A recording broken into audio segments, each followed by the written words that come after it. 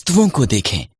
आओ हम आरंभ में चलें और देखें कि बाइबल इसके बारे में क्या बताती है कि ये कैसे आरंभ हुआ। परमेश्वर ने आकाश और पृथ्वी को बनाया।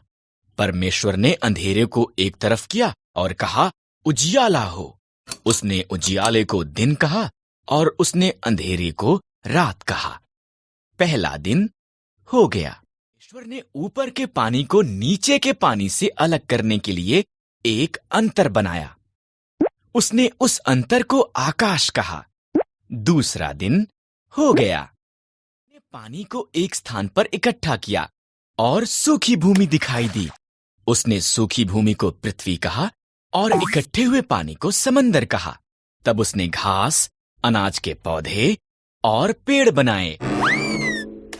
तीसरा दिन हो गया। आकाश में ज्योतियां बनाई। उसने दिन के लिए सूर्य, रात के लिए चंद्रमा और सभी तारे बनाए। चौथा दिन हो गया। पानी में तैरने के लिए मछलियां और आकाश में उड़ने के लिए पंछी बनाए। फलों फूलों उसने उनसे कहा संसार को संगीत और पानी में छपछपाने की आवाजों से भर दो। पांचवां दिन हो गया। परमेश्वर ने जानवर बनाए। उसने खेतों के जानवर, जंगली जानवर और जानवर जो भूमि पर रेंगते हैं को बनाया। अभी केवल एक और चीज बनानी है। परमेश्वर ने कहा सब चीजों से विशेष अभी केवल एक और चीज बनानी है। परमेश्वर ने आदमी और औरत को उसके स्वरूप में बनाया। फलों फूलों उसने कहा संसार पर अधिकार रखो। मछलियों, पंछियों और जानवरों की देखभाल करो। छठवां दिन हो गया। ने सब कुछ जो बनाया था उसे देखा। ये बहुत अच्छा है, उसने कहा। इस तरह सातवां दिन उसने विश्राम किया और उस दिन को विशेष बनाया। सातवां दिन हो गया। आदम और हव्वा एक सुंदर बाग में रहते थे जो परमेश्वर ने उनके लिए बनाया था। पर शैतान एक धूर्त सांप की तरह आया और आदम और हव्वा की परीक्षा ली। ईश्वर ने तुमको सही में कहा इन पेड़ों के फलों को मत खाओ। सांप ने हव्वा से पूछा केवल बीच वाले पेड़ से।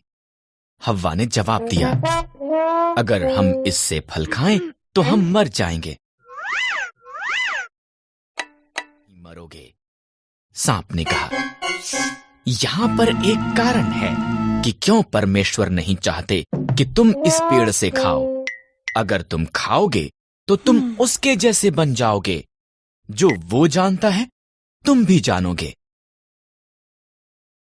खा लिया। उसने कुछ आदम को भी दिया जो उसके साथ था।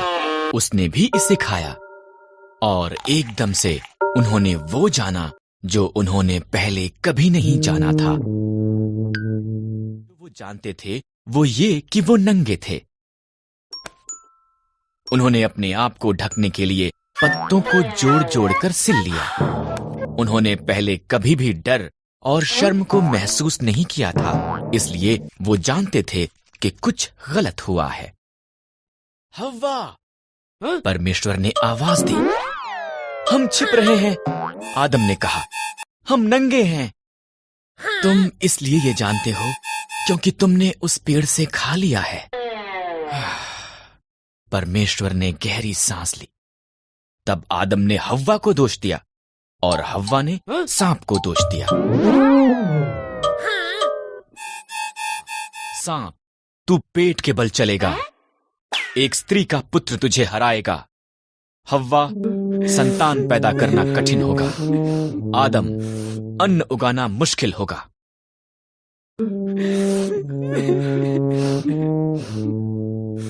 ने आदम और हव्वा के लिए कपड़े बनाए और उन्हें बाग से बाहर भेज दिया। उसने एक ज्वालामय तलवार के साथ एक स्वर्गदूत को वहां पर रखा ताकि वो वापस ना आ सके। उन्होंने इतना ज्यादा पाप किया कि परमेश्वर को दुख हुआ कि उसने उन्हें बनाया था। उसने पृथ्वी पर से हर एक को मिटाने के लिए एक जल प्रलय भेजने का निर्णय किया। नूह नाम का एक मनुष्य था जो अन्य लोगों के समान नहीं था।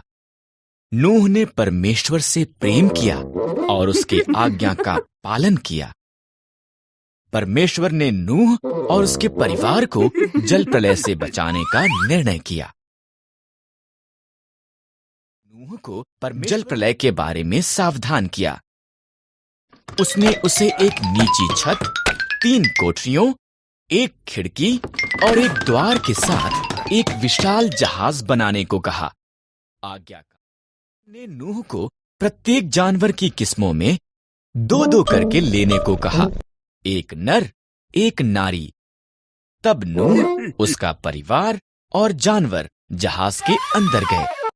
परमेश्वर ने द्वार को बंद कर दिया और 40 रात तक बारिश आती रही। पानी आकाश से गिरा और समुद्रों और झीलों से भी ऊपर आया, यहां तक कि सबसे ऊंचे पहाड़ भी पानी में डूब गए।